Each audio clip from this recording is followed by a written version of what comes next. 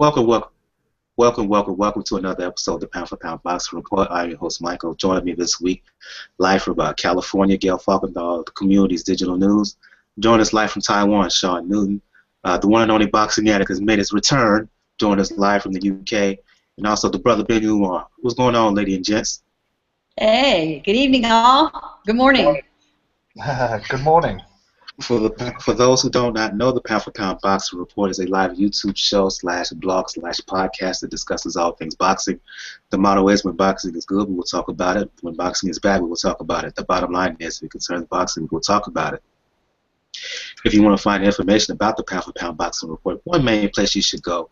That's the Pound for Pound Boxing Report blog page, P4P Boxing Report.wordpress.com. We'll repeat that, P4PBoxingReport.wordpress.com, where you will not only find articles, videos, and news done by yours truly. You will also find special articles written by KBC Live, Kayla M. Lewis on Twitter, as well as an article coming soon from Gail Falkendahl herself. Also on the Pound for Pound Boxing Report blog page, if you search to the right on the page, you'll find links to where to find all things Pound for Pound Boxing Report all over social media and all over the interwebs. My pages on Facebook, on Google+, not only this page where we do the show, but the other page where we do the news and whatnot. Also find us links to where to find us on Twitter, where to find us on Tumblr, Podomatic, where you find all episodes of the Pound for Pound Boxing Report podcast. We got a Pinterest board, RSS feed where you can subscribe to. I mentioned Tumblr, we're on that. We're on Stitcher Radio as well. Just go to StitcherRadio.com. Just look up Pound for Pound Boxing Report. That's POUND, the number 4, POUND Boxing Report. Please check us out there. Be a friend, be a pal, be a buddy. Not only check us out there, but also leave a review, leave some commentary. Let us know what you think of the show, and also how can we improve the show. And lastly, we got links on the blog page where you can donate your accounts.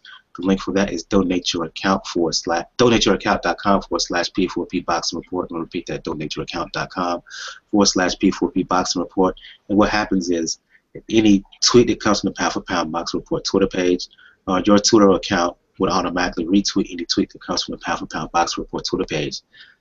With those matters out the way, let's get the show started. I wasn't going to do a show last week, so this is kind of last minute. But in light of the fights that went on this past week, I couldn't let this week pass just to talk about what happened in Montreal. That alone is worthy of coming back for a show this week. The big show, the big fight of the weekend, of course, was Sergey Kovalev going to Montreal to fight Jean Pascal. Kovalev scoring a 8th round TKO over Pascal, and as far as I'm concerned, it was a very exciting fight.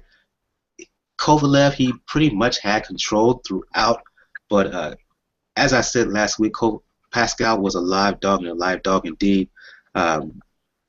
Kovalev scored a knockdown in round 4, I believe it was. But Pascal, he got up and got his pound of flesh, let's just say. Buzzed Kovalev. I thought kind of hurt Kovalev during the fight, but back and forth action. Kovalev had control, but ultimately it was the power, as I said last week, the power and the consistency of Sergey Kovalev that really showed in the end. I'll go to you on this one, Gail, then you can follow up in. Your impressions on what went down Saturday night in Montreal, what I consider a terrific fight. Wildly entertaining fight, and those are always good for boxing, no matter what the outcome is, if the fans are entertained, and if the fans, when asked, would want to see both combatants again. And that was true, of course, for Kovalev, who's just, to me, becoming one of the phenomenons of the sport right now, one of the kind of guys that would be able to carry this sport once the Mayweathers and Pacquiaos have moved on. But Pascal, it takes 2 to tango. A good fight means that there are 2 good fighters in the ring, and Pascal gave Kovalev a hard time at times. He buzzed him, but more than once, Kovalev showed that he does have the capacity to eat a few punches, and that's what you need to be able to do to get to the highest levels of the sport. He admitted it after the fight. But Pascal, you know, if he hadn't had a little bit of extra help, both from the ropes and the time clock, the bell, he would have been gone even faster than he did. But nevertheless, he's still going to get some good fights because he put on a good show and he put on a great effort, and that always counts a lot with me. I'll go to you Ben. Your impressions of Kovalev. To me, he proved some things to me. I wondered what would happen if he would get hit, if he would get chin checked. He got buzzed, but he fought back, and he fought back hard. Your impressions of the fight itself, and some controversy at the end about the stoppage. Your thoughts on how the fight ended, Ben? Unmute your mic, please. All right, yeah, I'm here. Can you guys hear me? Yeah. Yeah, I got a call from a guy named Jean-Pierre. He told me Sean Newton's not welcome in Canada anymore. I just want to say that because he picked Kovalev. but besides that, Kovalev looked good, I guess. I mean, he did what he was supposed to do, and Kovalev. I always liked Kovalev more than I liked Golovkin. I always thought he was a more technically sound boxer. I'm not a big fan of Kovalev, though, mind you, but I think he fought well. I think that Jean Pascal landed a lot of punches, and he landed a lot of hard shots. And when I was watching the fight, when I was seeing those hard right hands and those couple of left hooks and a couple of shots, I was expecting Kovalev to go. Honestly, when I seen him land, I was just ready to jump on my seat and see Kovalev on the mat, but it didn't happen. It genuinely didn't happen, and I was disappointed at that because I had a lot of money riding on that. So I lost some of my purse strings, but I was expecting him to go down. He didn't, so he proved to me he's a tough guy. I think the stoppage was a bit premature, and the only reason I say that is because in what was it, maybe the second or third round, if I'm mistaken, I don't know if I'm mistaken, Kovalev looked like he had Pascal out, and Pascal came back with nothing but fight and grit. And I think they could have gave him a chance to come back again. But besides that, Kovalev won the fight fair and square, but I thought maybe the stoppage was a little bit premature. But besides that, I mean, I really don't have much to say on the fight. Kovalev's a good fighter. I'm not as big a fan of his as everybody else is, but I do consider him to be a much better fighter than Golovkin, and I think he's proven himself to be a good fighter, unlike Golovkin, in my opinion. But we don't need to make this about Golovkin. Let's give Kovalev his credit and give him his due. I'll go to you on this one. Since you have not been here for the past few weeks, your impressions of what went down with Kovalev and Pascal. Yeah, well, Kovalev proved again that he's the top man in the division for me. You know, I've always been a big fan of Pascal, actually, since he came over and fought Froch in a sort of 12-round war, and he always gives his best. But as we've talked about before, he kind of fights in spurts. The way that I saw the fight was exactly the way the fight ended up, which was Pascal having a good go at times for 6 or 7 rounds, but eventually the power of Kovalev getting to him, and that's the way the fight went. With the stoppage, I think it was a really good stoppage. I think Pascal was one shot away from being probably seriously hurt. I think it's quite scary watching Kovalev sometimes in the way that he actually, goes after people. If he lands some of them big shots, you're getting seriously hurt. So I think that was a good stoppage for me. I'd like to see Pascal again. I'd like to see him maybe go in with Stevenson and see how he'd fare against him. Because for me, at the moment, Stevenson's not doing anything. He's got a couple of good wins. He's still living off that Chad Dawson knockout. And Kovalev's the top man. He's the most exciting man in the division with Golovkin. And looking forward to seeing them both go again. I'm going to ask about the future for both Kovalev and Pascal in a little bit, but I'll go to you on this one, Sean. Your impressions of the fight. Yeah, I mean, I thought Kovalev once again showed that he's the dominant 150 or 175 fighter. His jab is really the key to everything for him. Early on, he basically had his way with Pascal, using his jab to start his offense and keeping Pascal off balance and taking him away outside of a few body punches, which Pascal landed pretty well. Which he probably should have landed a little bit more. The only time Pascal really sort of started to ding him is once Kovalev had him hurt and he went in for the kill, and then he left himself open to some counter shots, started getting hit by some big right hands, but handled them well. which I mean is good because one of the biggest question marks for him has been his chin, so he showed that it's not like a big issue. Obviously, anyone can be hurt, but I mean, he doesn't have like a glass jaw. And then once he reestablished his jab, what happened? He ended up finishing the fight. People were talking about a possible rematch, but I don't see the point. I thought he won pretty handily. I think I gave Pascal 1 round, and if they had a rematch, I think Kovalev would finish him easier at this time, now that he's more familiar with him and he realizes what works and what doesn't. For the future, you know, obviously, I mean, I think Kovalev's next fight is going to be pretty much an easier fight after 2 big fights at the weight. But maybe Pascal can get Stevenson, you know, big Canadian fight. Stevenson, Pascal, Quebec, huge fight for those guys.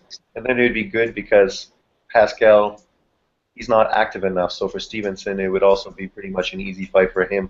He could just use his long reach and his big left on the outside. I'll go around the table. I'll start with you, Ben. The future for Kovalev and Pascal. I know everybody's talking in the aftermath.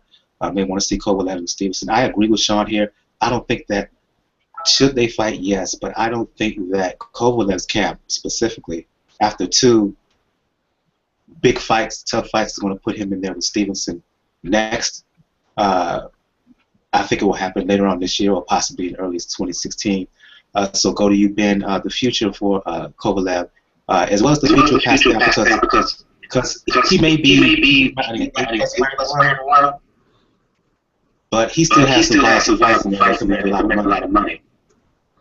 What for Kovalev? I can't really speak to his future. I just think he needs to keep fighting. But what I would say is I think that the Adonis Stevenson versus Kovalev fight is well overdue. And I'm a big Superman. I'm a big Superman Stevenson fan. I'm going against another Canadian. This guy's banned from Canada, but Superman Stevenson, man, I think he would give him a great fight, and I think that left hand would be a serious problem. I think that straight left hand would be a serious problem for him till this day. And and I'll tell you this: if Kovalev can get rid of Stevenson the way he got rid of Pascal, or better, or even worse, even if it took him more rounds, it wouldn't matter. If he got rid of Stevenson, or if he even beat Stevenson, even with the decision, I'd be a true believer in that.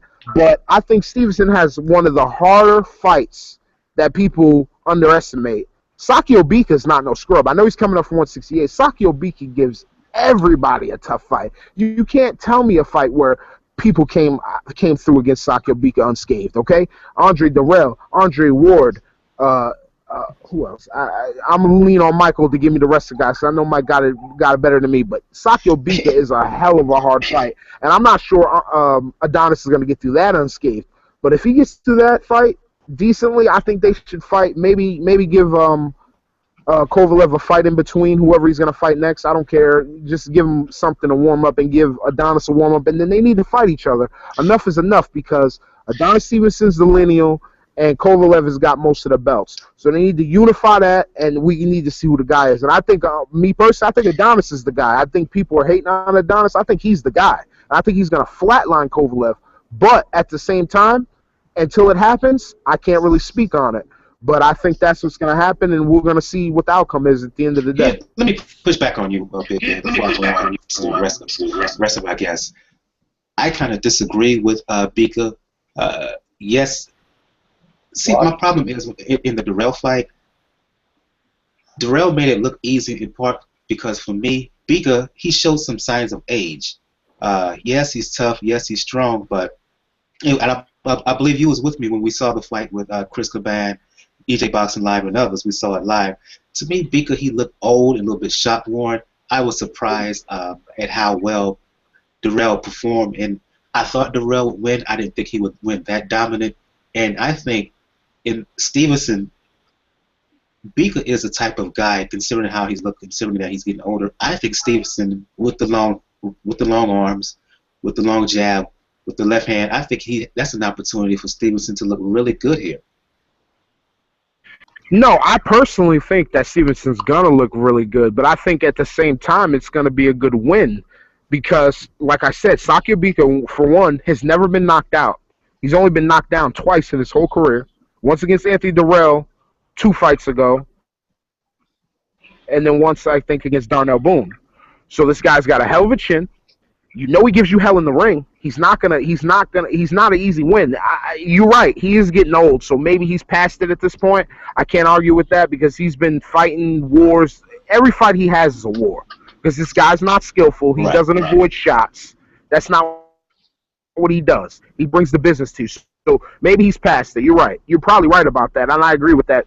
But at the same time, until somebody flatlines Saki Obika, I'm still a believer in him because that guy brings it to everybody. And I think he'll bring it to Adonis Stevenson until the fight ends, and I think he'd do the same thing with Kovalev. But I think, honestly, if he fought Kovalev at a different weight, because he's a 68 fighter, I think Kovalev would finish him, and I think Adonis Stevenson's going to finish him. But at the same time, I think it's still a solid win on your resume at the end of the day because Saki Obika, for all his faults, he's a gritty, tough guy, and nobody can take that away from him. And he's the former WBC champ, and nobody can take that away from him. You can call him unskilled, you can call him whatever you want, but he's a gritty guy, and he makes you work for every round you win at the end of the day. Point taken. I go to you, Boxing Addict, and Gail and Sean. The future for Kovalev, the future for Pascal. Everybody's talking Kovalev, Stevenson. When do you think we will finally see it? Well, hopefully we're going to see it next year. Oh, sorry, this year. It's the only fight out there, really, for Kovalev at the moment. He's taken out all the top light heavyweights out there. So it's got to be Stevenson. Otherwise, he's just going to have to take a stay busy fight. But I think Kovalev and his camp, they've proven that they'll take on anybody in their backyards. He's not doing what Stevenson's doing, which, I totally disagree with Ben on this with regards to the Beaker fight. But I've watched Beaker his whole career, really. I remember him getting totally outpointed, losing every round to Joe Calzaghe nearly 10 years ago. And, he gives everybody a good fight. He's a rough guy, but he is now old. He lost really badly against Durrell in his last fight. He looked absolutely terrible. And he's been brought in by Heyman for an easy fight for Stevenson. If Stevenson doesn't... I know he's never been stopped, but he looked terrible and ready for the stoppage in his last fight. So I think if Stevenson doesn't take him out within 5 or 6 rounds, it'll be a very disappointing performance by Stevenson. And Stevenson needs to step up and take the fight with Kovalev. Pascal, he's still got a career. He fought really well against Kovalev. He showed that he's a warrior in the ring, and he gives it a damn good go. But he's obviously not on Kovalev's level now. Maybe he's shown a bit of wear and tear from his hard fights over the years. I don't know. But I'd like to see Pascal, give it another. I'd like to see Pascal fight Stevenson. I think Pascal could beat Stevenson. I don't particularly rate him, to be honest. I disagree with that. I think Stevenson beats back. I think Stevenson would beat. When you look at the fight with Kovalev, once Kovalev established the distance, established the jab, Pascal had a hard time coming in. See, the only time Pascal landed real shots was when Kovalev was coming in on him. With Pascal, I don't think he will rush in. I think he will use the jab. I think he will use his length to get to Pascal. I just don't think Stevenson, knowing Pascal, will be as aggressive as he was. I think he would be a bit more cautious against Pascal, and that would be the key. How is Pascal, who's not a great jabber, who doesn't do a great job of cutting off the ring, how he's going to get past the length of a Stevenson? I think with Stevenson, he likes to fight on the back foot and counterpunch with that big left hand. Now, Pascal's a counterpuncher as well, to a degree. So I think it'd be a case of them both pot-shotting at each other. But I think Pascal's got some combinations that, could trouble him. And if he really went for it, Stevenson, I don't think takes a shot that well, personally. So you never know. Yeah, plus with me, Stevenson, he moves a lot more. That's why I mentioned cutting off the ring. He moves a little bit more than Kovalev did. Kovalev just basically, he overwhelmed him with physical force and skill. I don't think that Pascal fights with the. He has power, but he doesn't fight with the overall force that Kovalev does. The overall force, the overall physical strength. He's a little bit more slick than Kovalev, and if he stays outside and again uses the length on a Pascal, he could be problems for Pascal. But that's just like a fantasy matchup. We're kind of really going off subject here. Gil and then Shawn. The future for Kovalev and the future for Pascal, who still has some fights and can still make money. Well, we all want to see Kovalev and Stevenson, but that's not going to happen right away. It's going to be a make-work fight for Kovalev. I think he'll end up facing Isaac Chilemba, who won on the undercard, not with huge distinction, but he did win. If I was going to bet money, that's the fight I'd bet money on seeing happen. In lieu of that, injuries or other problems, or they can't make it fit together somehow. Artur Beterbiev was supposed to be on a card and wasn't. So, he is potentially in the mix. I would say that's sort of a faint possibility, but he's a rising name. Might like a test at this level. That would be great exposure for him. There's really nothing for him to lose. He's 7-0 at this point. If he's going to lose to Kovalev, now's the time to do it. So if I was advising him, I'd say, you bet, take that. Otherwise, what else have we got left? Excuse me for interrupting, Gail, but did we get an official reason why Beterbiev stepped down from that fight? I never heard one. Not that there wasn't one given, but I didn't hear one at all. And it could have been anything from illness to injury to visa problems. Who knows? But I'd say those are the likely folks, maybe at the very fringes. You're going to have a winner between Chavez Jr. and Fonfara, so who knows? Maybe we have one of those guys have at it. Kovalev, Chavez would be big. It would. It would be bigger in Southern California than in the East Coast or Canada, though. So, maybe this summer, if Kovalev's going to have more of a make-work busy fight before then it'll be a guy like Chilemba. Shawn, the future for both guys? Yeah, what Gail says, I was thinking the same thing. Chilemba had a good victory. He showed that he's an experienced fighter, made the young guy look really unprepared for stepping up to that level. And he would be a good step up for, not step up, but a good opponent for Kovalev to stay busy.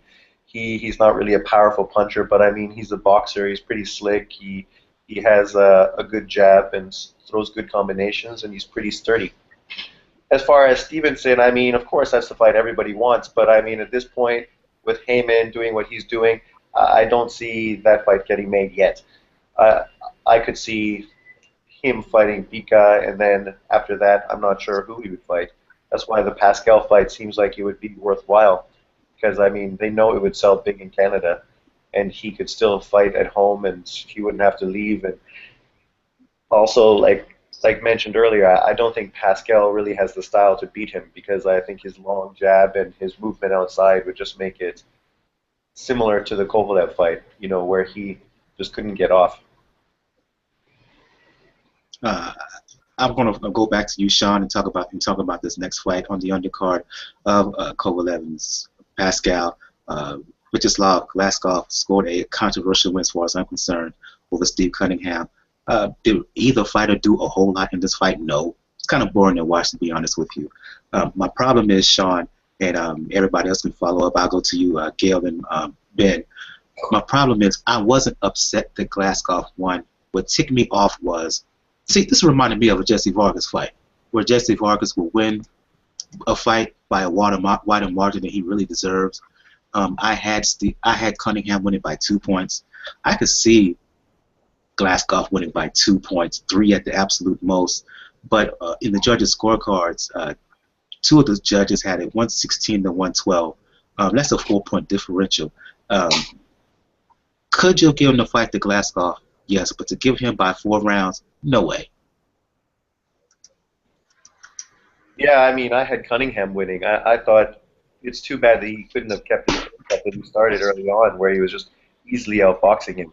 I mean, he sort of had 4 rounds of dominance and really making Glazkov just look like, you know, a little bit of a plotter and pretty slow-handed. And then Glazkov started to put things together, mostly because Cunningham slowed down and didn't rely on his jab and his movement as much.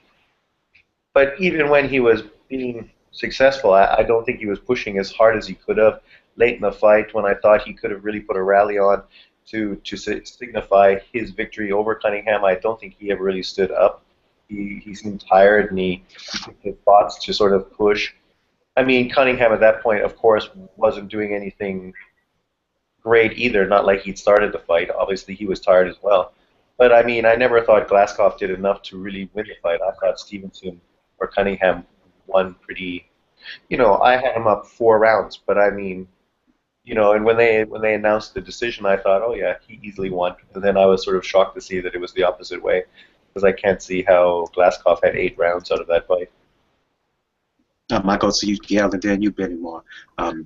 Your impressions of the fight. And am I wrong here for being rather outraged by the wide margins, by the width of 2 of the judges?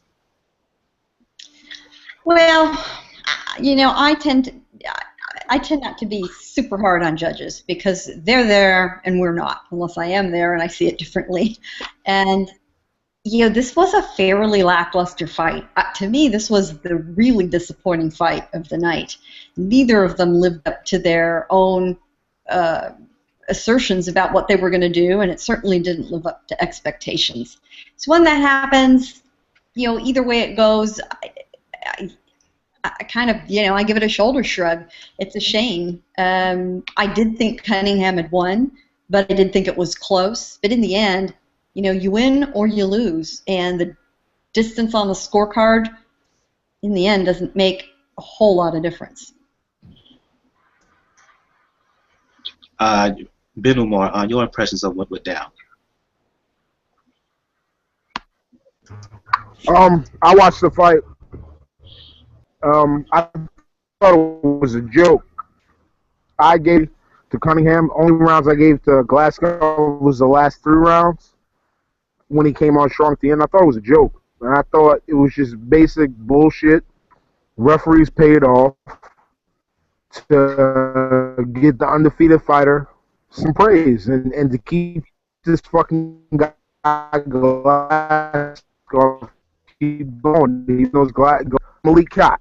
People ask for that fight, but he didn't win a round against Malik King Scott, but got a decision. Oh, which I glass by in my opinion, because I'm tired of him getting these decisions. He lost that night. He lost Malik King Scott, and I'm dead glass. I don't like. He's not. I don't know what they're them up to because he couldn't beat Klitschko if he.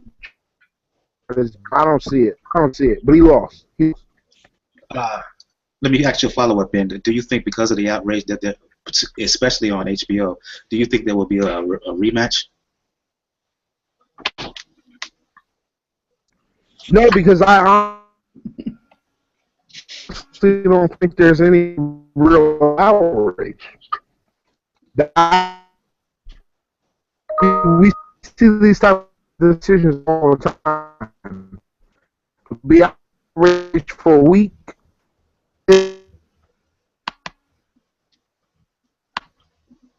Okay, Ben, we're having a little bit of a hard time hearing you, so try to get back off and then come back on. We're having a little bit of a hard time hearing you, kind of breaking up on us. I'll go to you on this one, Boxing Addict. Your impressions of the fight Saturday night. And come back on when you can, Ben. Hopefully you have things cleared up on your way. Yeah, so I watched the fight and it was pretty terrible. I thought it was maybe, I don't know, I probably had it 7 rounds to 5. You know, you could possibly have it 8-4. You know, to Cunningham. Cunningham kind of forced the fight, but he wasn't landing very clean punches. Glazkov was probably landing the cleaner whenever he decided to throw them.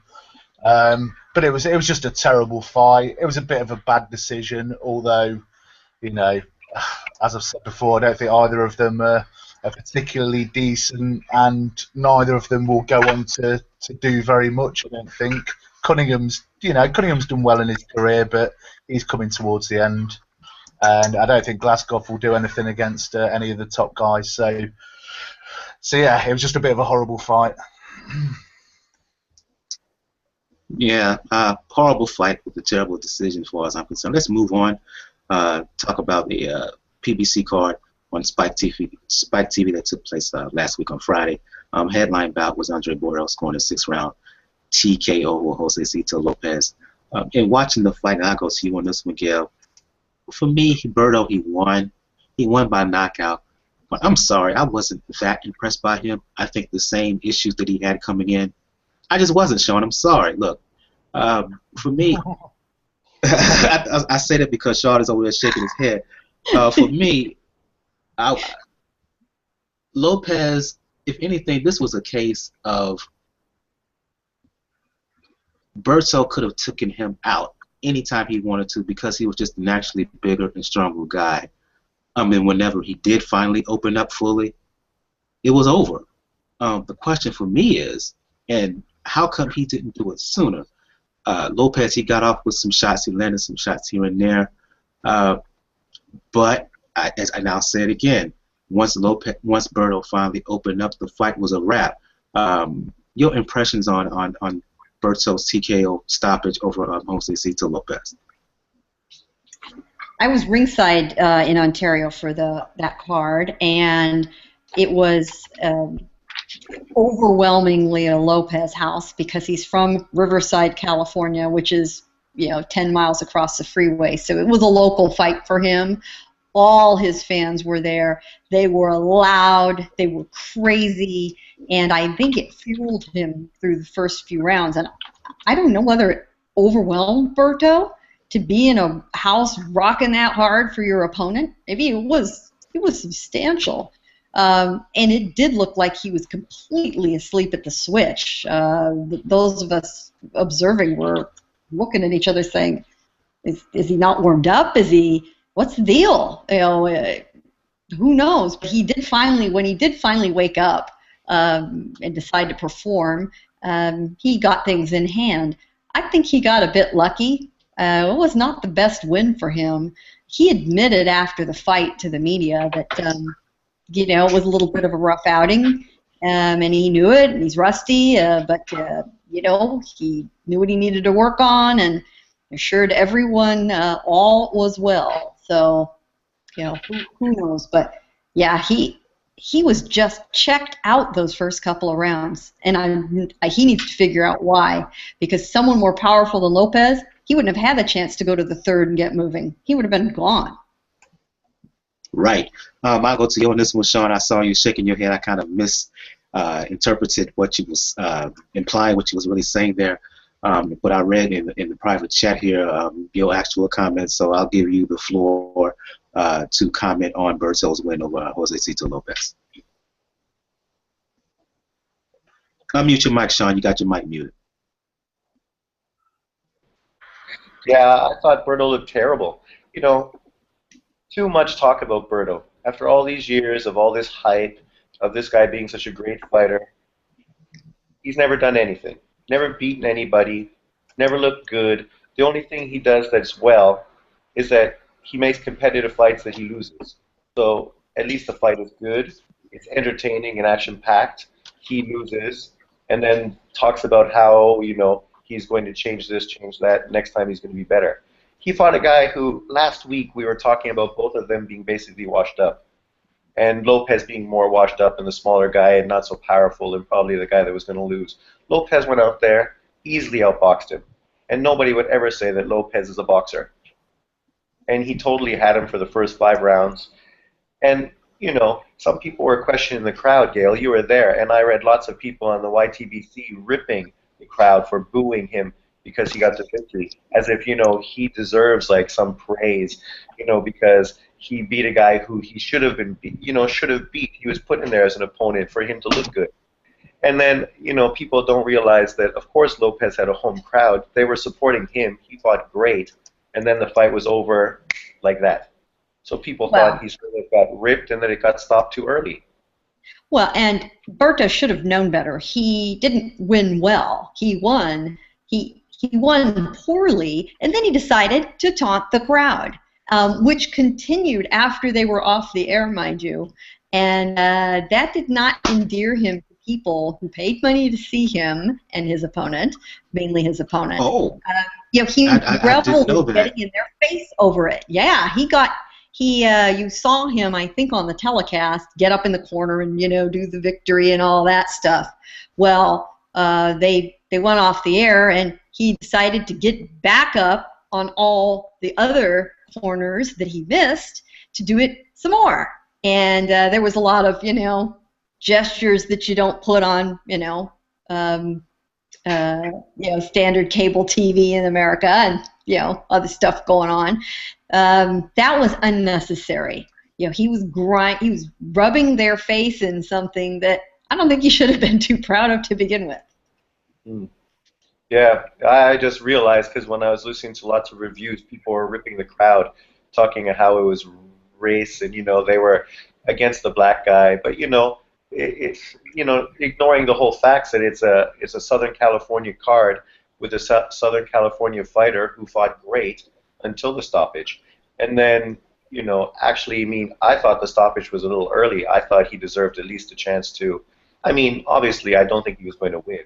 He looked like he was pretty much on his way out. But, strong warrior in his home, doing so well up to that point. It would have been nice to at least see them sort of get another chance. And then, if when Berto finished him, it would have sort of been like, yeah, okay, he did everything he could. But it sort of seemed a little fast to me. Yeah.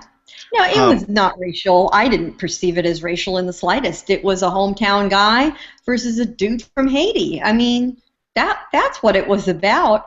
They cheered, very vigorously for Shawn Porter. And in the crazy Arreola and Harper fight, although Arreola is also a hometown guy, basically, because they were both so combative, they cheered for both of them. So I don't buy the racial thing in one bit. Boxing Addict, you want impressions of the fight if you saw it? Yeah, I saw it. I thought it was a brilliant fight, actually. I was surprised. I think everybody looking at the fight thought it was two kind of guys on the periphery, maybe a little bit washed up. But Lopez came out and he was boxing like Ali. He was amazing. He was taking him to pieces, and he was manhandling Berto. He was throwing him around, and he was really going for it. And Berto was kind of coming forward with this "you can't hurt me" type look in his face, but he was being hurt regularly. He was kind of trying to do a Broner thing by sort of saying "you're not hurting me" and walking forward without doing the shoulder defense, of course. But yeah, Lopez was all over him first 4 or 5 rounds. But then there was a bit of a change in the 5th round where the referee actually warned Lopez for, well, I'm not sure what for, because at the actual time, although Lopez had probably been fouling him quite a lot for the first 4 rounds, Berto had him in a headlock and he told Lopez off. But that kind of revitalised Berto. He came into the fight from then, and then I think at the end of the 5th, he kind of saw that Lopez's face was quite battered. And when he came out in the 6th, he got knocked down. He beat the count. It was pretty shaky. And then he got hit again with a kind of cutting shot, really, which knocked him down. But he was trying to get up within like 2 seconds, and the ref was literally holding him down, stopping him from getting up. And I thought the fight could have went on. I think Berto may have gone on to get the knockout or the finish, but I think Lopez deserved to carry on, personally. But I don't know, you were there at ringside, Gail. I don't know how you feel about the stoppage. Lopez, to go down, twice that quickly, he was pretty darn wobbly. I don't know that the referee was holding him down at all, so I don't think it was a bad stoppage. And I understand, especially when we do have really unfortunate, serious injuries and after effects, including the death of some guys, when things don't get stopped fast enough, especially when it's, it's not a title fight. Berto had the upper hand. There's really no reason to let a guy keep getting beat on. There's just not. I suppose, but watching it on TV, it did look like Lopez was trying to get up literally after a second or two, but the referee was literally stopping him. The way he was sort of hunched over him, he was stopping him from actually trying to get on his feet. I think he should have let him get on his feet and at least have a look at him. I don't know. But yeah, it's one of those. I think he probably would have lost anyway, and he may have saved him a beating, but it was a good fight. And I'm really enjoying these Al Heyman SpikeTV stuff that's going on. It's really good. Let's move on and talk about. Yeah, let's move on and kind of combine two fights into one here and talk about the other two cards and about Shawn Porter scoring a fifth-round stoppage over a guy named Bone. Arreola in the most exciting fight of the night, eighth-round win over Curtis Harper. Porter, Bone, I'll go to you on this one, Shawn. It was more drama in terms of who Porter will fight than the actual fight itself. He was set to fight. I forgot the guy. Roberto Garcia. Garcia pulled out because he was overweight. Bone came in at the last minute. And Porter, he did what he was supposed to do. Scored a dominant win before taking him out. Arreola, on the other hand, came in, as we talked about last week, overweight, 262 to be exact. But the thing about Arreola, in shape, out of shape, training hard, not training hard, he brings good action. He brought good action here. He got hit, but he also hit back. It was just the skill level, overall skill and class, as well as the size. Arreola is just a higher class of a fighter here in this case. He kind of pounded out a hard-hitting win here over Harper. So kind of combined two fights into one here, Shawn. Talk about Porter's win over Bone and Arreola's win over Harper in a fairly exciting bout. I heard that Garcia is going to be Arreola's next opponent. You're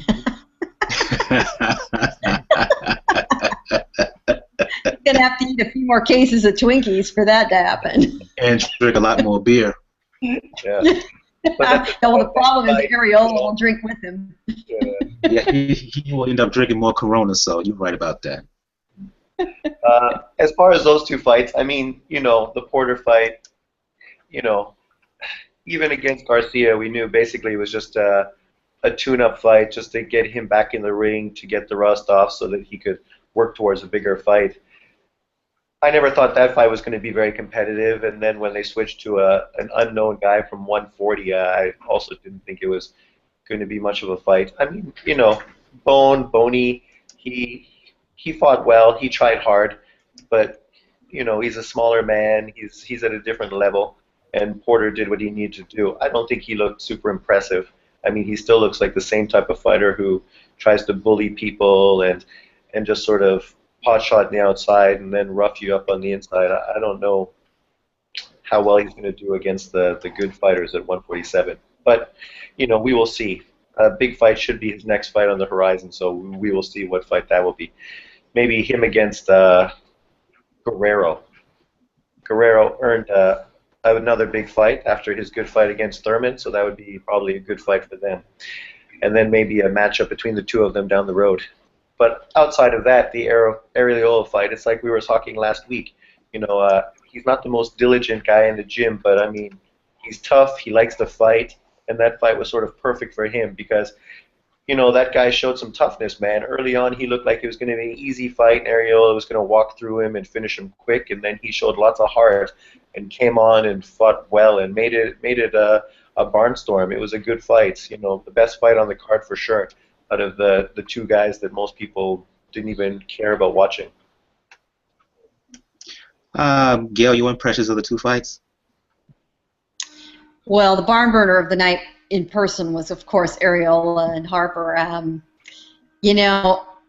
Anybody who's met Chris or knows him, he's such a likable guy. I mean, he came after he was done with the fight, as they were doing the two walk-offs after the telecast. He came out on the floor with the fans. He watched the fights. He hung around. He posed for pictures. He's from there, and he looked pretty good. I mean, he looked astonishingly good for having been in such a brawl.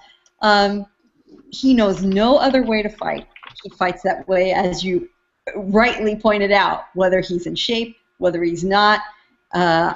In watching the broadcast later, I noticed the commentators who were excellent, including Antonio Tarver, by the way. They've got a really good crew. The Spike crew, I think, is frankly better than the NBC big paid guys. They were super. Talked about the road work for these two guys. You know, who did more road work? And we said, road work? There was no road work involved for either of them. You know, there was a lot of laughing about how big those guys were. I mean, that was like, you know, seeing two, you know, relatives of Jabba the Hutt in there, seriously. And it was just, you know, I know the crowd enjoyed it, but on the other hand, you do cringe seeing two guys at that level hit each other that hard for that long. You know, nothing good can come of it. You know, at one point we thought that Arreola, you know, who's being held together by duct tape in a lot of places after having broken, you know, everything, we thought he had hurt or broken his right hand. For a lot of the fight, he was kind of holding it up here. He was shaking it, you know, and either it got numb or he forgot about it and he started using it again. So, you know, must have been, you know, basically okay. But for several rounds, he was without his right hand, and it still did pretty well. But he had Harper down at, I think, 1 minute and 8 seconds into the first round. We thought it was going to be over. And the funny thing was, that fight was not supposed to be on the air because the other two fights ended in early knockouts. We got to see that one. So, interesting fight. Porter did what he needed to do. Yeah, the most interesting thing about that fight was the use of the referee cam. I don't know how they did it, but they talked referee Jack Reese into wearing this camera on a big, wide headband across his forehead. And, yeah, it's kind of a gimmick, and it was very distracting for those of us at ringside watching him do it. I am trying to get in touch with him and find out how in the heck he got talked into it, first of all, and what he thought. He was obviously a good sport about it, and the folks behind PBC on the technical side have been talking about using more technology in boxing. The next thing they would like to try to convince someone to do is wear gloves with sensors in them that will measure amount of force. Interesting concept. Attic, if you saw the fights, those two fights. Yeah, Porter Bone was a good fight. It was quite back and forth actually for the first few rounds, and Bone was looking quite good, counter punching. He was giving as good as he was getting, and then Porter got the finish, and you know, Porter looked pretty good. That division's obviously really hot, and he's back in the mix. Arreola fight was awesome. Just a brilliant fight. You thought Arreola might get stopped at some stage because the guy was coming back at him, but he always had a sort of little bit more whenever it got into the trenches. And yeah, I mean, they both looked heavy and slow and plodding, but they were just throwing shots. You know, you got to give them the fitness really, because they threw a hell of a lot of shots at each other, and they both lasted it out. Maybe, I mean, we were talking about in the sort of pre-chat about David Haye coming back. Why doesn't David Haye come back and have a fight with Arreola? That'd be a good one. I'd pay to see that. Yeah. Yeah, that'd be a cracker. But I was really enjoyed the whole Spike TV sort of experience and what they were doing. And like Gail said, Antonio Tarver is one of my favourite commentators actually. I really like listening to him. I remember him doing the Super Six. I thought it was really good. He's quite unbiased, and he calls it like it is, and he's really knowledgeable about the fighters. So I thought that was good. Quite interesting before the fights how they came out. That they're trying to explain things a little bit more to viewers, I think, which is good because obviously it's on terrestrial TV. So they've got like little things that they've put in there, like 2 big screens at the back with the fighters' names on it.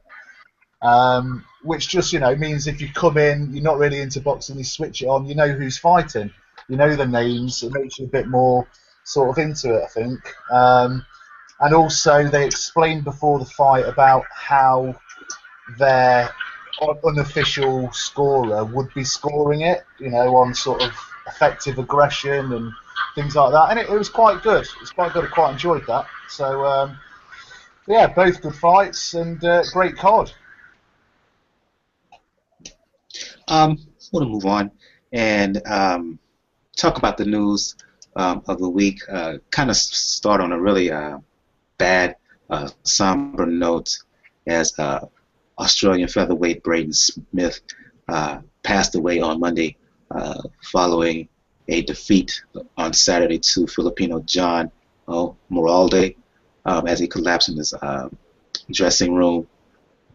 He seemed okay after the fight, after losing, but he kind of collapsed and went collapsed in his dressing room, went unconscious. Went from being unconscious into a coma. He unfortunately passed away. I'll go to you on this one, Shawn, because in the aftermath I know. Well, I'll go to you on this one, boxing, because I know in the aftermath there have been folks calling for it to be some. There's been a call for a ban by some medics out in Australia where Braydon Smith was from.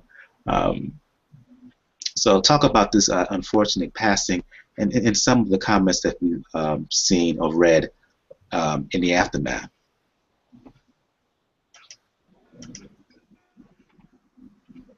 Are you there, Adit?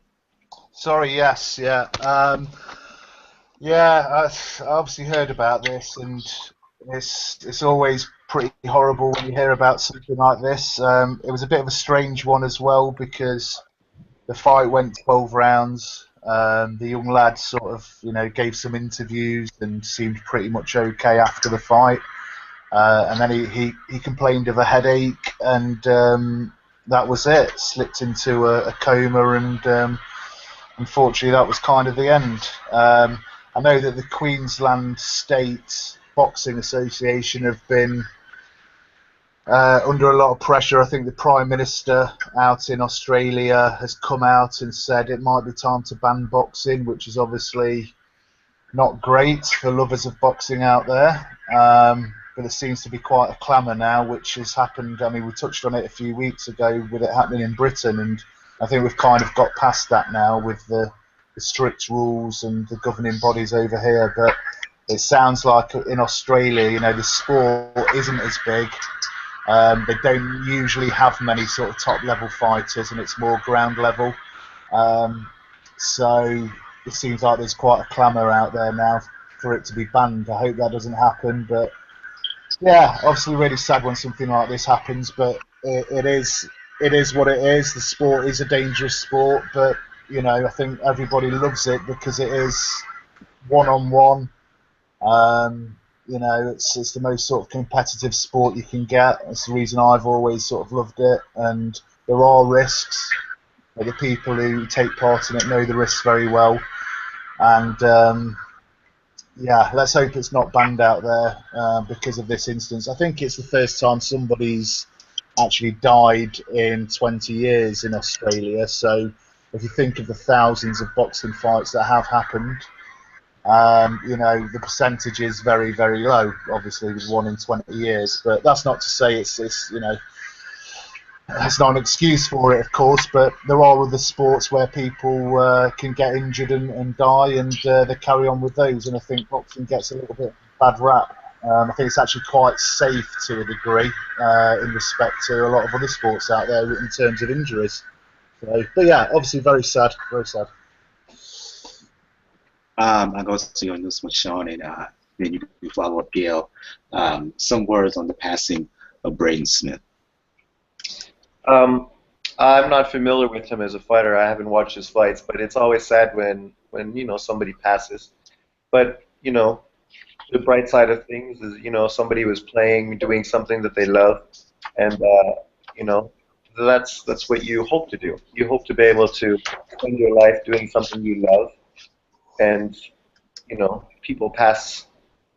And luckily, he was doing something that he felt his life was fulfilled and enriched doing, and you know, entertaining other people and making a living doing. So I don't think we can take anything away from that. It's always a shame And it would be nice if some of the promoters would put a little more money into making sure that the physicals and standards were sort of always maintained, and not worrying about losing money out of their pocket to make sure people's health came first. But as far as boxing being dangerous sport, I mean, I don't think it's any dangerous than any other sport out there. And none of these people are forced to do it. It's something they do because they have a desire and a love to do it. In Australia, somebody just died, I think it was Australia, playing cricket, this year. And, that's a non-physical sport, and he died, on the pitch.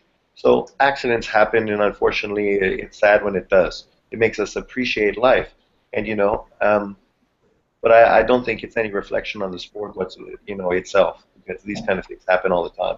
I live in Taiwan, and thousands and thousands and thousands of people die every year in road accidents. And I mean, we're not banning the use of cars and scooters, because accidents happen in life, and it's sad.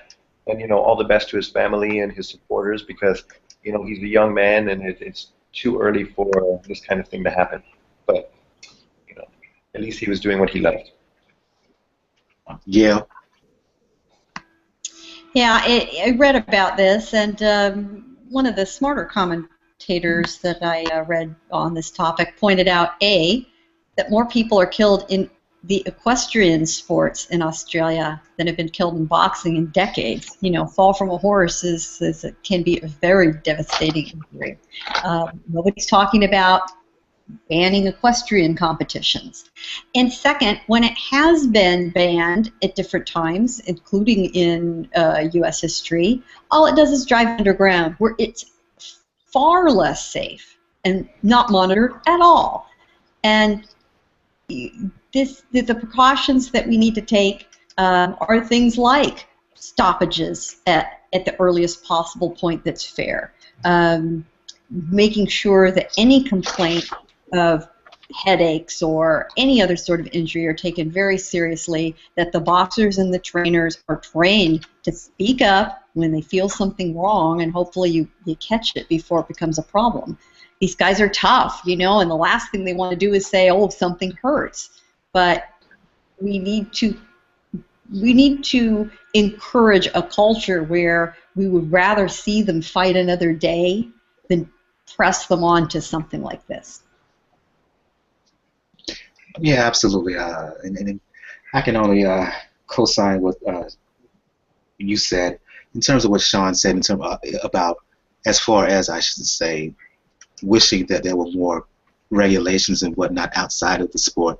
In terms of what you're speaking of is just overall healthcare and security and really insurance. I think that is what you're speaking about, Shawn, for boxers. And to Gail's point earlier, American football is the most damaging sport on the human body, and yet we don't hear folks calling for a ban in that.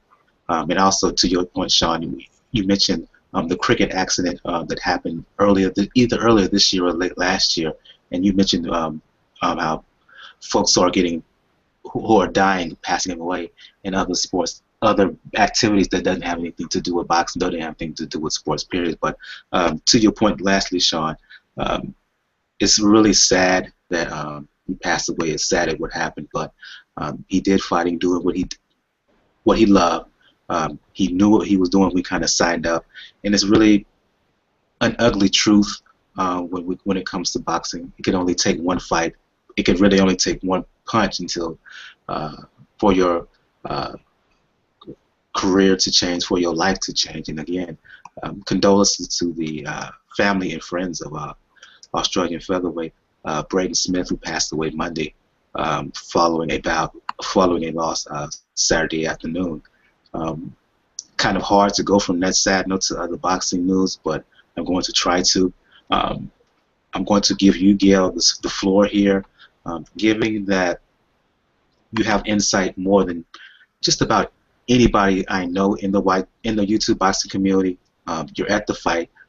You're at the fights. You interview fighters. You're at press conferences, as last week you was for the live press conference with Mayweather Pacquiao.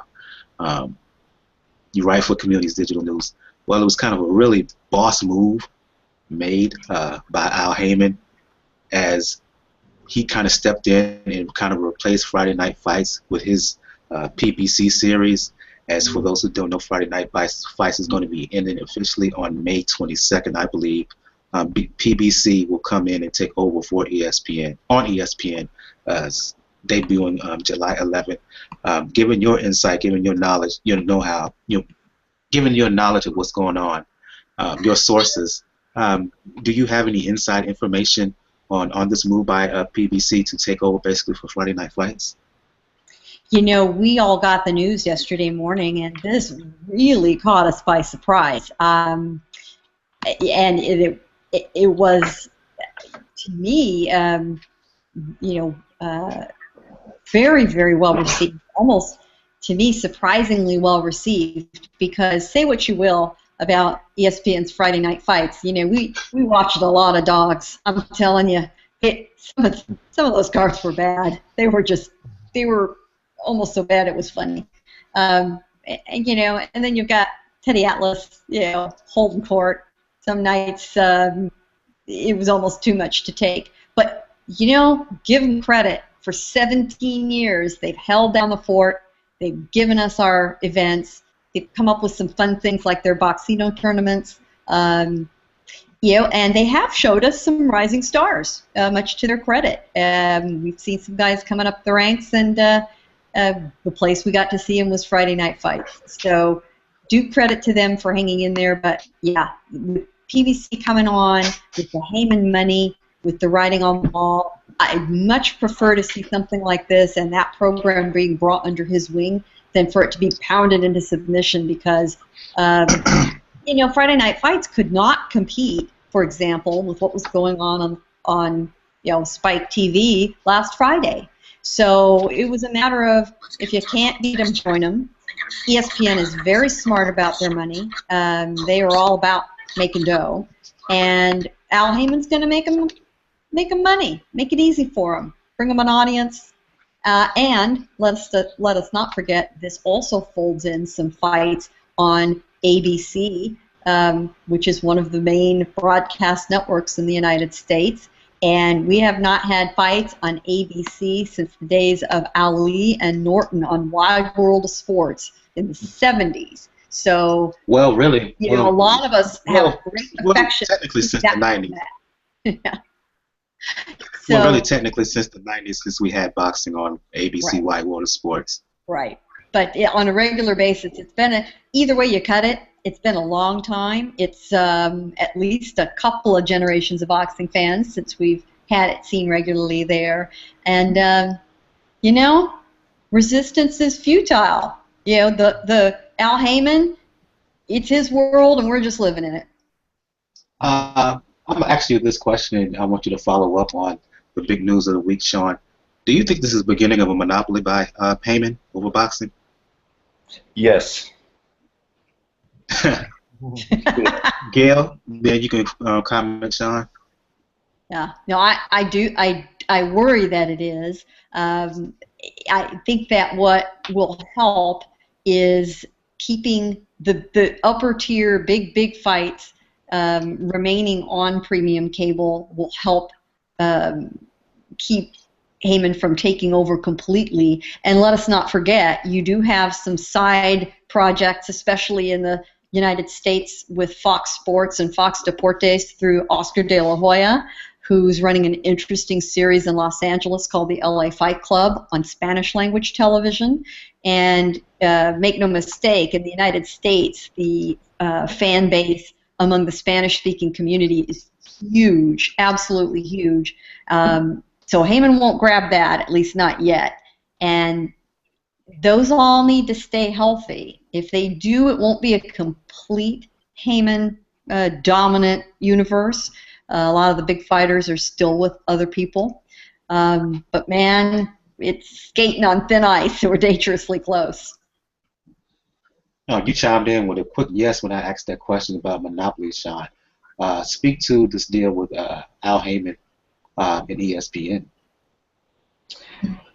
This is just another one of his steps forward to his master plan. I mean, he's hoping to sort of create boxing in the States in the same model as the UFC, where it's under his umbrella and he is in control, which in a sense is good and bad, right? It's good because great fights are made because he's in control, so he can make whatever fight he wants. But it's bad because, well, fighters are getting paid and treated well now. How are they going to be treated when he is the only option and they have nowhere else to run? Then, I mean, we know the UFC guys are not treated fairly and they're underpaid. They're also overworked. You know, I mean, we want to see guys fight all the time. Don't let UFC fans hear you. They'll come after you. Well, whatever. You know, you got stands and fanboys all over the place for UFC. They'll come after you for telling the truth. For telling the truth about them. It's not a criticism. You know, I like UFC, but I mean, you have to be realistic. You know, if you burn the guys out, then you're burning them out. You're working them too hard against top-level fighters. Like, I mean, GGG, we love him because he fights 4 times a year, but he's not fighting A-class fighters 4 times a year. You know, you need to have a balanced schedule where, you know, you have the 2 or 3 fights that are good fights, but I mean, you know, mostly stay busy, work on your skill, stay sharp fights, and then the big one, which is really a push, and you can sort of build it up and make it into a huge fight.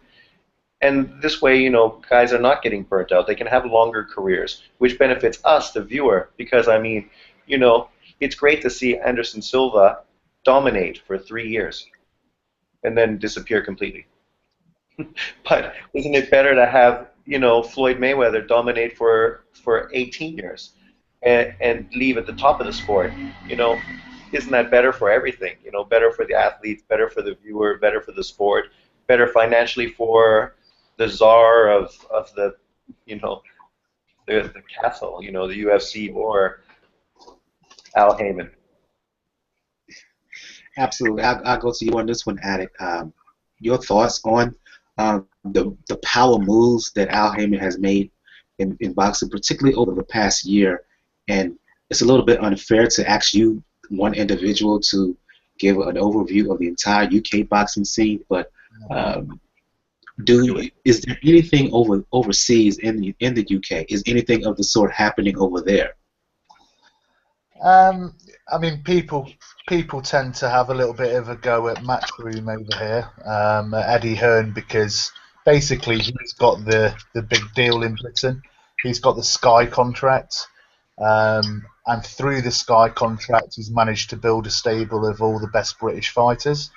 But I don't begrudge him that at all, because I want to see the best fighters fight on Sky. It's the best platform. They cover it well. They do build-ups. They do shows. They do well for boxing over here. So, but this is the master plan that I think we've seen Al Heyman sort of, you know, bringing together for the last year or so. I heard the other day that he's got something like 160 fighters in his stable now. 160. Over 170. Wow. So, you know, you're talking about over 20 guys in sort of each division or something along those lines. And it's, you know, he's obviously had to try and get another platform to show his boxers, and he's got stuck into ESPN and he's got that deal. What I'm more worried about is what's going to happen to Teddy Atlas. You know, well, not that the word is he is moving over, and they're going to keep he and Joe Tessitore. Really? Okay. Really?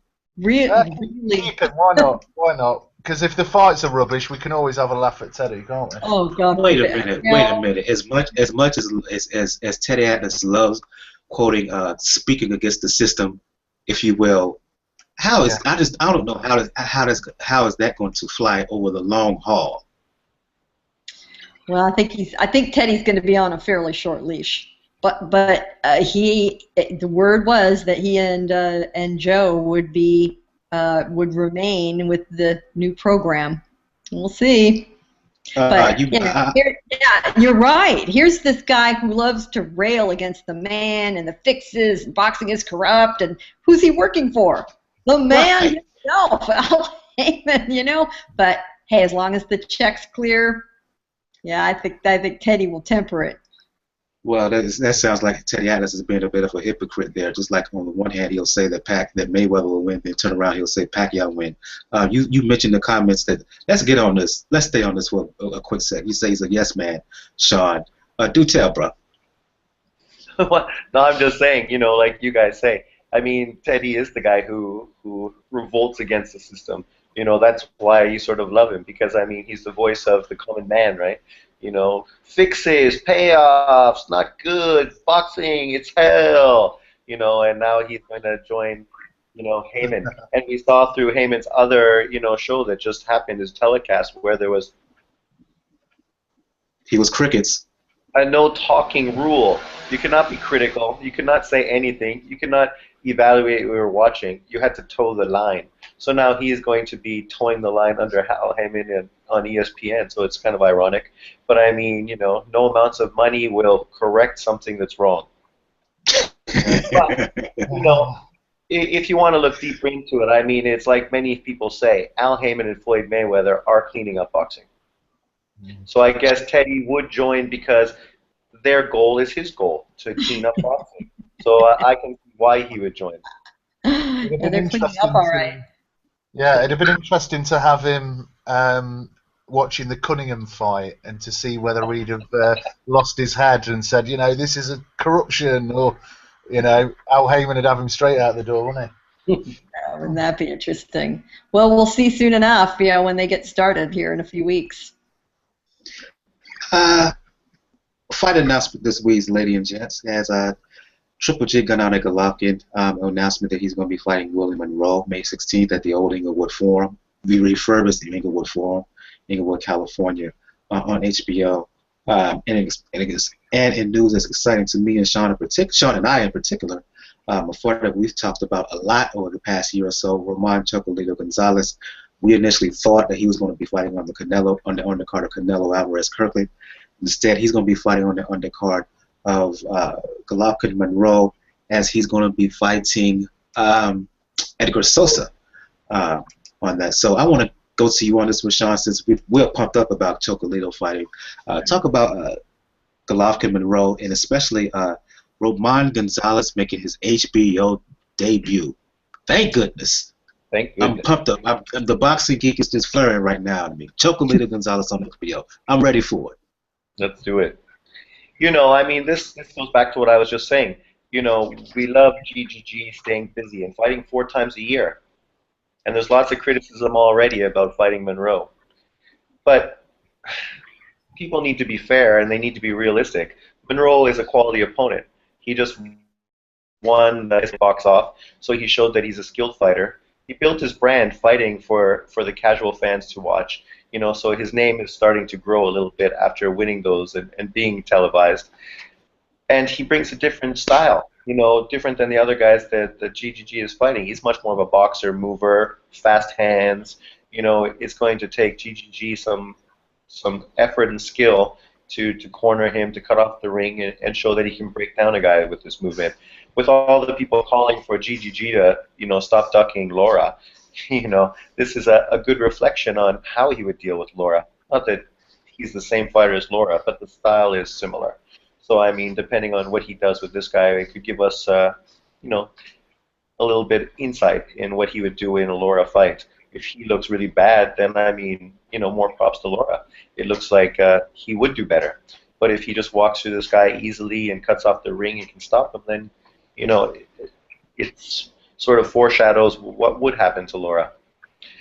As far as Roman Gonzalez being on national TV in the States, that's excellent for him. I mean, the small guys, we always say, it's hard for them to get big fights.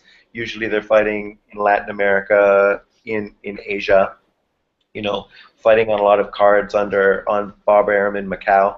So now being able to come to the States against a solid opponent and, make a name on a great card, I mean, regardless of what happens, I can't see this card being a failure. I mean, I think Monroe is going to make it a tough fight, and GGG always makes great fights. And then Roman Gonzalez against a top-level guy at his weight, it's going to be an exciting night. I'm excited to watch it. I'll go see you on this one, Attic. Your impressions of Golovkin and Willie Monroe, who I agree with Shawn on this. I think the movement and the boxing skill of Monroe will give Golovkin some problems early on. I think he will pose more problems than Martin Murray did in Golovkin's last fight, just because of the style matchup. So talk about that fight as well as Roman Gonzalez making his debut on HBO. Yeah, I'm pleased again that Golovkin's straight out. He's announced another fight. He's fighting again. He's like Shawn was saying, he's come under a bit of criticism. He's not a name, this guy, but nobody wants to fight him. None of the top guys want to fight him because he's good. He's really good, and fair play to Monroe for getting in there with him. He's quite a slick fighter, and like you say, the styles might cause Golovkin a few more problems than he's maybe had before. And I think it's a really good fight for Golovkin to get in there with somebody like that as well. It will set him in good it'll set him well for the future fighting some of these slick guys. He'll win. He'll beat him. He'll probably knock him out. But fair play to Golovkin. And with regards to Chocolatito, I know you guys are buzzing over that one, and I'm looking forward to seeing him as well. It's good that he's fighting on a big card in the States, so a lot of people can see the little guy do his business. I don't know too much about his opponent, to be honest. I'll look into that one a bit more closer to the time and give it a bit of an evaluation. But yeah, great to see Golovkin out again, and great to see Chocolatito. Well, I'll get some insight. Edgar Sosa, former champion at 108. His last significant bout was 2.5 years ago, as he fought Ponsaklak Wanjakam over in Thailand. A fight at the time, some people thought that Sosa had a very good chance of beating Wanjakam. Wanjakam, he rose to the occasion, fought one of the better fights of his career, rose to the occasion, beat Edgar Sosa by decision. But I think Sosa is a little bit long in the tooth, but he's still a good guy, still a skilled guy. But he's the mandatory, so that's why the fight is happening. I'll go to you on this one, Gail. Your impressions of the May 16th Inglewood card, and will you be there? Will you be there covering those fights? I will be there. I'm looking forward to it. It's good. It's a good card for a lot of reasons. HBO is really counting on the Golovkin brand, and how smart of them to counteract any criticism of this being a make-work fight for Golovkin, which it is, by putting Chocolatito on the card, bringing in the serious fans and giving the casual fan who likes to see Golovkin some exposure to Chocolatito. And if he wins well and he proves popular and the ratings look good, HBO will continue to give him exposure, and everybody rides, which is great. Golovkin is a huge ratings driver for HBO, so they love to put people on the undercards with him that they want to expose to a bigger audience. It'll be a good draw. Golovkin is a resident of Los Angeles now, these days, and the truth is he has been for several years. He's becoming a very well-liked personality in Los Angeles. He makes the rounds. He shows up at LA Kings hockey games. He shows up at Clipper games, and they always make sure everybody knows it too. And he's doing all the right things to market himself. And if you can't be with the one you love the one you're with. Nobody will fight him. So he takes on all comers. We thought originally that his opponent was going to be Turiano Johnson. There was a lot of buzz about that, and Johnson was talking about it, but here we end up with Monroe. And I agree. This is mostly, to me, a test of Golovkin's ring generalship, which is very good, has been exceptional, but it has been exceptional among other guys who don't have quite the speed and nimbleness of Monroe. So in that way, it's a good test. But once Golovkin figures out a way to get to him, he's done. That'll be it. But it's a smart fight for a lot of marketing reasons. And it continues to grow Golovkin's fan base in the Mexican and Latino community. They're hoping to get 12,000 people into the forum, and I think they'll do it. I think they'll do it easily.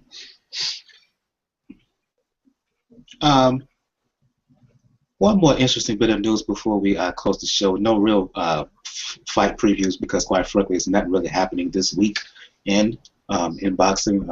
Big things happening the week after, really nothing noteworthy happening this weekend. And I'll go to you on this one, Boxing Addicts. This is happening in your part of the world.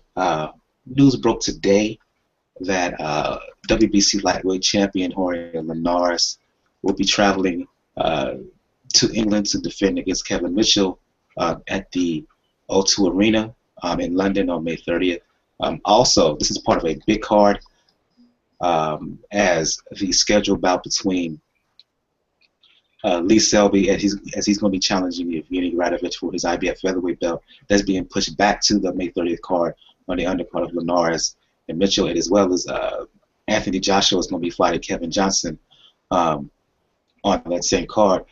So I'll give you the floor, Boxing Addict, and talk about this pretty significant card that was announced today by Barry Herman Matchroom. Yeah, really exciting news actually. Matchroom have been a bit slow to get going this year. You know, possible De Gale and Froch fights falling through. So this will be the biggest sort of part of the year so far, really. Linares and Mitchell, we talked about it a few weeks ago, what a great fight that would be, so I'm really pleased that that's happening. Mitchell looked fantastic in his last fight. I know you guys were saying Linares is a really, really good boxer.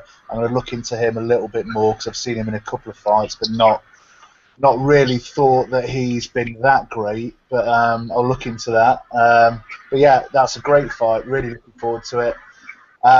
And the undercard, Selby, they've moved that as well. So you're going to have 20,000 people in the O2 Arena. It's going to be absolutely buzzing. It's on Bank Holiday weekend over here. And Anthony Joshua out for the first time of the year as well. So great card, and certainly two really good fights. Selby and Gradovich is a bit of a pick-em, but I think Selby is the slicker boxer and can outbox him and win a decision there.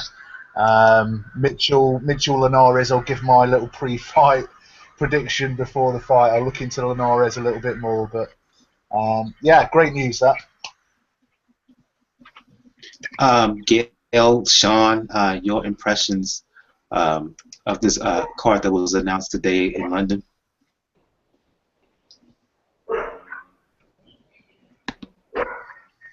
Can any of you guys hear me? Yep. I was going to say, Gail, Shawn, your impressions of the. I think we're both waiting for the other to speak up. It's a good card, and these guys are competitive. They're I think they're fairly evenly matched. It's a great fight to expose Linares to the audience in Great Britain and Europe. It's smart for him to do this. You know, some of his other options, included originally a fighter from Montenegro, and I don't know exactly how to pronounce his name. I've never heard it. Dejan, Lakanine. He's who's been calling him out. He's been calling a lot of people out. Interestingly enough, he signed today with Al Heyman, so I guess he's decided to go in a different direction. Now he wants Ivan Redkach. Well, Ivan's already with Heyman, so that's not going to happen anytime soon. But we'll get to see those two mix it up eventually. And I think whoever, pardon my dogs, comes into the wins this fight, the Linares fight, will get a shot at one of those guys. Yeah, if you hear some noise back there, that's just Gail's dogs. Well, they frequently disagree with me, and apparently they had something to say. Your impressions of this recently announced card, Shawn? Well, Linares, I mean, he's a little bit of an enigma. It's been a few years where people thought he was going to bumps along the way. Continues to be one of the most skilled fighters at that weight. Outside of like tissue paper skin that cuts too easy and a little bit of a fragile chin on him. I mean, it'll be interesting to see what he does. He's fighting a guy who who shows that he also has a little bit of a fragile chin. So it should be quite the up and down fight. You know, I mean, I can see either guy winning, depending on who sort of lands the punches they need to land. But I mean, as far as skill-wise, I mean, I think Linares has it all over him. But you know, with him, he's always been a guy who can't go 12 rounds against a tough fighter without cuts or his chin coming into play. So we will see if he can get over those hurdles that sort of held him back throughout his career, and is able to step up and you know, live up to the expectations everybody had for him. As far as the undercard, I mean, Ben Umar's not here, but I... Oh, sorry, bad dog. just dogs. The dogs, y'all dogs are not just having it tonight. They're not having it. Thank God it's not just me. Yeah. Mine's been really quiet. 3 in the morning. Yeah, for me it's 7:40 p.m. in California. Mine are, you know, Mine's just a photo though, of course. Yeah, well, mine are deciding it's time to play, so I'm sure my neighbors are loving it. Yeah, absolutely. Well, proceed, Shawn. Well, as Ben Umar, you know, he really loves Lee Shelby, who I think we all can say is, you know, looked really, really good in his last fights and really skilled. So it'll be a good fight to see him step up against a very tough Russian Mexican, who obviously is going to bring it for 12 rounds. So that should be a really good fight, really competitive. I mean, I also think Selby is the better boxer and should be able to box rings around him, really. But we haven't really seen him get tested against a tough guy who's just going to take it and keep pushing him and pressuring him. So, you know, it'll also be a test to see what kind of heart he has. So that's a great fight as well. Yeah, absolutely. I'm a co-sign what Ben said. He couldn't rejoin us. He had bad connection on his end, but he came on before we began the show tonight. He said at least he felt at least Selby was going to win rather easily. I don't know. I tend to agree with him. I think that Selby, I think he's personally the goods. Has he been tested? No, but in some cases, you'll have fighters out there who, even though they're not haven't been tested, have not been hit, the skill, the talent will overcome that, particularly against a guy like Radovich who fights one way, who fights for the most part one speed. So I just think that Selby will win. He will win by decision. As far as Linares and Kevin Mitchell, who knows? Linares to me is one of the most skilled boxers in the world. This combination of skill, speed. Is he the biggest puncher in the world? No, but he has enough power to keep you honest, to hold you back. If his skin's I'm with you, Shawn. If his skin holds up, if he doesn't get hit, he will beat Mitchell, who I liked, who looked very good to me in his last fight. I can't get over the fact that Kevin Mitchell got hurt by a Ricky Burns who cannot punch that hard. I can't get that out of my head, even though he has improved. I don't know why that happened. He should not have let Ricky Burns hurt him in the way he did, but it happened. And because of that, and that always weighs in the back of my mind. And because of that factor, even though Linares is chinny too, he's gotten hurt by guys with bigger power than a Ricky Burns who hurt Kevin Mitchell. I know this sounds strange, but that's how I think of it. So I'm gonna go with Linares on that. Before we shut things down, anybody has anything else to say on any other kind of breaking news that's happening while we've been talking? Well, as I've been away for the last couple of weeks, I wanted to get your guys' insight into what you think's happening with Ward and Froch and the little Twitter war. Ward's saying that, you know, Froch isn't in control and he doesn't need to come to Nottingham and all this stuff. What do you reckon? Who? Ward? You want any response to that, Gail? These guys are so tough on themselves. Yeah, I think it's a lot of talk. I mean, to me, Froch is the guy in the driver's seat. You know, he's the one that's been out there. Ward is the guy who we haven't seen in, what, check my watch, I mean, months. So he can't exactly,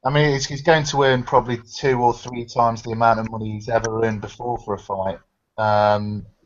You know, and the kudos he'd get for beating Froch. If he's going to beat him so easily, like everyone's saying, come over and do it, and then the biggest payday of your life. Exactly. Well, Yeah, but Ward is one of these guys more in love with his reputation than he is in love with the payout. yeah. And Nah. I don't think he's going to risk it. What's his Ward got reputation? Ward got that Oakland pride in him. That's what that is. Oakland pride. Yeah, whatever. Well, let's, you know, Ward he's too much pride, ego, whatever you want. That's what a lot of listeners is in terms of him. well, you know what? If he doesn't take the fight with Froch, then I hope he takes a fight with Kovalev or Golovkin and comes out and proves that he's the best pound for pound fighter in the world that everyone thinks he is. You know, obviously bar Mayweather.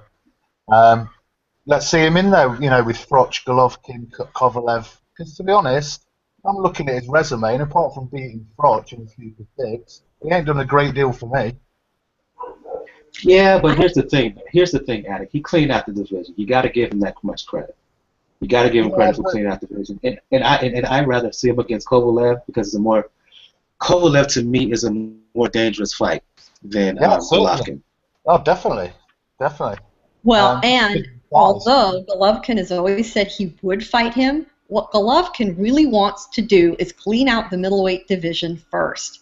He's tap dancing basically until he gets Cotto. That's what these fights are about right now. But I highly doubt if it's going to happen for another year. Well, yeah, I think you're right, and I think that we're going to see him do more fights against guys like Willie Monroe and Toriano Johnson, and I think the only big guy that Golovkin will take in the divisions above middleweight is if Chavez Jr. beats Fonfara here in April. I think that he'll fight Chavez. Abel Sanchez, Golovkin's trainer, has said over and over, every single news conference I've been to for 2 years, that the one guy Sanchez wants to see Golovkin in the ring with and beat handily is Chavez Jr. So that's going to be the move-up fight for Golovkin, which is funny to me because Chavez is one of the biggest guys in that weight division because he can't ever make weight. He fights at 180 for God's sakes. I don't care what the division weight is. That's what he ends up as on the night of the fight. So here's the deal. Here's the deal, though. They sparred significant rounds in the past. So Abel Sanchez has seen him. He knows what he has. That's probably why he wants it. Yeah, and there's some trash between Sanchez and the Chavez camp, so there's something there. He's got a bit of a score to settle. But yeah, I think Triple G handles Chavez pretty well, no matter how big he is, and especially lately, Golovkin spars with bigger guys because he hits so damn hard, so he's used to it. Ola Afolabi, the cruiserweight, is one of Golovkin's regular sparring partners, and Ola has said several times that Golovkin hits him as hard as any guy in his own weight class. So yeah, and we know now that he put Kovalev down in the gym with a body shot. Folks don't want to acknowledge it, but it happened. Yeah, Golovkin's body shots are the best in the business, and it's like someone hitting you with a taser. It's amazing. Yeah, and I think on that note, we're going to shut things down.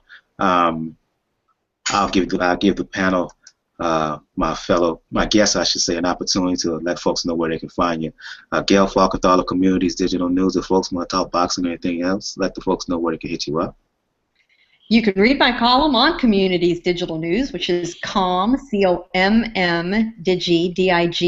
news.com, comdiginews.com. And I am always on Twitter while I'm watching a fight, whether I'm ringside or whether I'm on the couch, and that is PR Pro San Diego, PR Pro San Diego. Or look me up by my name. You'll find me. And a few notes coming soon. She will be writing an article for the Pound for Pound Boxing Report blog page about No, I owe you a column, man. It's coming. It's coming, folks. She will be at Mayweather Pacquiao. She got her press credentials. Well, so there we'll you go. see. Go ahead. I hear that any of us that were at the news conference will get into the fight, but that remains to be seen. And lastly, Gail will be part of a live women's boxing show that I'm planning to have next month in April. As I'm going to have Gail and a few other ladies come on and just basically take over the Pound for Pound Boxing Report and talk all things boxing. So look out for that next month. Boxing addicts, after being away from us for a few weeks, let the folks know where they can find you to talk boxing or anything else. Yeah, you can get me on YouTube at Mr. Boxing Addict. I'm getting harassed quite a lot to get on Twitter now, so I might look to do that very soon. I do have an account, but I'll look to do that soon because it's the way forward, I believe. Yeah, so you can get me on there. Join us live from Taiwan. He's here every week. Sean Newton, let the folks know where they can find you because you're all over commenting on boxing just about everywhere. Yeah, I'm on YouTube, so I'm everywhere. If there's boxing being talked about, I'll be floating around. Float like a butterfly, sting like a bee. And you can every Friday. All right. On the next episode of the Pound for Pound Boxing Report, since there's no real fights, will really be no recap. What we will do is on the 28th, there's going to be a lot of boxing happening in that afternoon, that evening. So we're going to do a preview of that, preview of Johnny Gonzalez defending his featherweight belt against Gary Russell. On Showtime in Las Vegas, on the undercard of that, Jamel Charlo will fight Adonis Stevenson in the junior middleweight bout. Sheffield, England, on Showtime as well. They're going to be doing two shows from two different locales. Kell Brook will be making the first defense of his IBF welterweight belt as he will fight mandatory contender Jojo Dan, a guy who Ben Umar likes, who thinks is the best featherweight in the world. Argument can be made for that terrific fighter, Juan Francisco Estrada. He will defend his belt in Mexico, Merida, Mexico. And also, fighter a lot of people do not know about, underrated guy, Donny Nietes of the Philippines. He will defend his junior flyweight belt in the Philippines, all on the 28th. And on the undercard of that, the return of Nonito Donaire, and he's dropping down to junior featherweight following his getting annihilated by the Axeman Nicholas Walters. He's going to be making his return to the junior featherweight division as he will fight William Prado. So we will talk about all of that, plus any other boxing news that comes up. For Gail Falkenthal of Community Digital News, for the one and only Boxing Addict, from Sean Newt, who's everywhere talking boxing. I am your host, Michael, and this has been another episode of the Pound for Pound Boxing Report. You guys and ladies and gents, have a good evening. Good night. Thanks, everybody. Good night. Good night.